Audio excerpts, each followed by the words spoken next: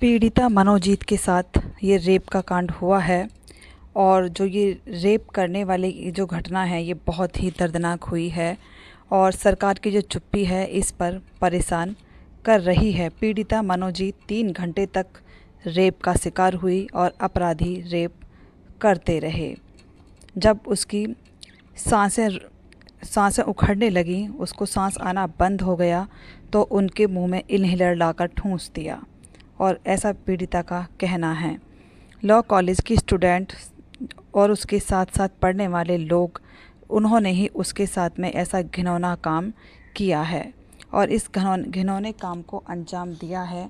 लेकिन सरकार राजनीति करने में जुटी हुई है क्योंकि इस कांड का मुख्य आरोपी कोई और नहीं बल्कि टीएमसी के संघ से जुड़ा एक छात्र नेता है जिसकी पहुंच रसूखदार लोगों तक है।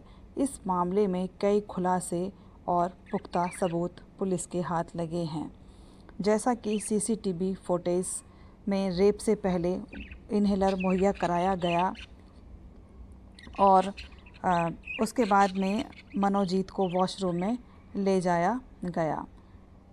पीड़िता ने बताया है कि मुझे उसने धक्का दिया और धक्का देने के बाद में ये सब मेरे साथ में उन्होंने किया। मनोजीत के कहने पर जैद और प्रमित मुझे ज़बरदस्ती लेकर गए, गार्ड से बाहर बैठने को कहा। मनोजीत मेरे साथ रेप करने लगा और उसने मुझे ब्लैकमेल किया और धमकी दी कि वो माता पिता को भी उसके अरेस्ट करा देगा और उसे भी मार देगा।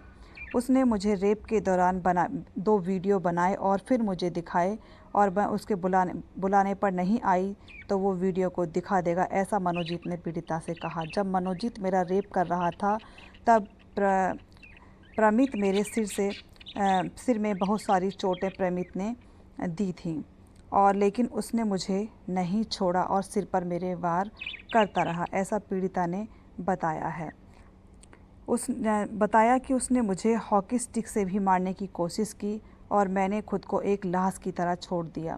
इसके बाद मैं रात को 10:50 पर वहाँ से कमरे से बाहर निकली और मैंने उनके खिलाफ़ एफआईआर लिखवाने में ज़रा भी देर नहीं की। पहले तो मैं डर रही थी लेकिन उसके बाद मैंने अपना फ़ैसला अडिग रखा और अब मैं इस केस में आखिरी सांस तक लड़ूंगी।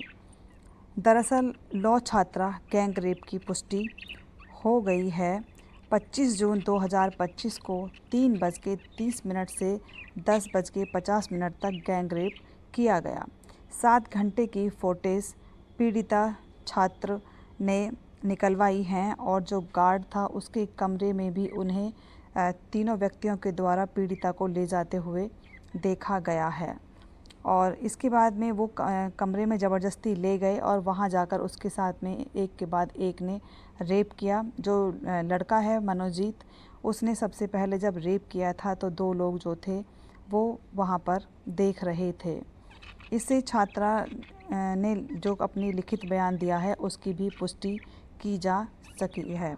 बाद में लड़कों को गिरफ्तार कर लिया गया और उसके बाद में फिर एसआईटी की टीम गठित की गई और जो इसमें लड़का है उनकी पहचान की गई है क्योंकि वो जो लड़के हैं वो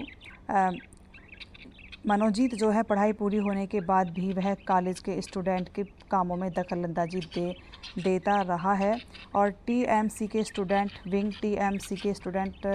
के द्वारा ही उन्होंने ये सब काम किया है।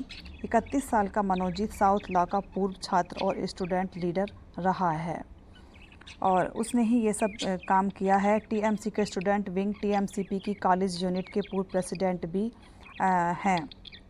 उन तीनों आरोपियों के बारे में बता रही हूँ। 2012 में कॉलेज में स्टूडेंट यूनियन का जनरल सेक्रेटरी रहा। कोर्ट में वकालत करने के साथ ही ऑफिस का काम भी वो संभालता था और इसके बाद में लड़कों ने बदतमीज़ी बहुत ज़्यादा की और बंगाली परिवार से आने वाला मनोजीत लॉ कॉलेज में पढ़ाई के दौरान छात्र राजनीति में आया। पढ़ाई पूरी होने के बाद भी वह कॉलेज का स्टूडेंट यूनियन में दखलंदाजी करता था। उसकी पहचान कॉलेज के पवार सेंटर से की गई।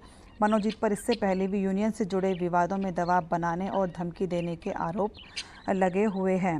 टीएमसी से नज़दीकी के चलते कभी कोई मामला दर्ज नहीं हुआ। 19 साल का जैब अहमद टॉपसिया इलाके का एक साधारण परिवार से आता है।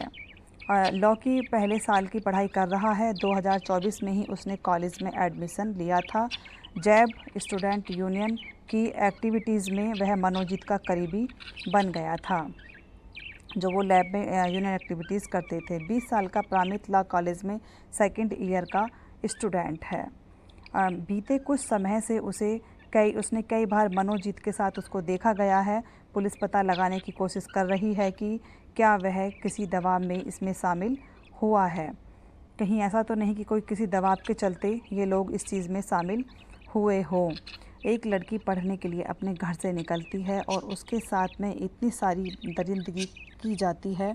समझ नहीं आ रहा है कि इतना सख्त कानून होने के बावजूद भी इतना कुछ लड़कियां झेल रही हैं और ना ही लड़कों को ये पता चलता है कि वो इसमें क्या कर रहे हैं और उसका क्या परिणाम उनका होगा। और इस जो रेप की पूरी घटना है इसकी पुष्टि की जा चुकी है। लड़की डर रही थी पहले, उसने नहीं चाहा था कि वो कोर्ट में केस डाले, लेकिन अब वो लड़की बिल्कुल पीछे हटने से मना कर रही है। और ये 3 लड़कों ने इस घिनौने काम को अंजाम दिया गया है। और जो वो लड़का है वो छात्र संघ से जुड़ा हुआ है, इसीलिए उसकी ये बदतमीज़ी बर्दाश्त की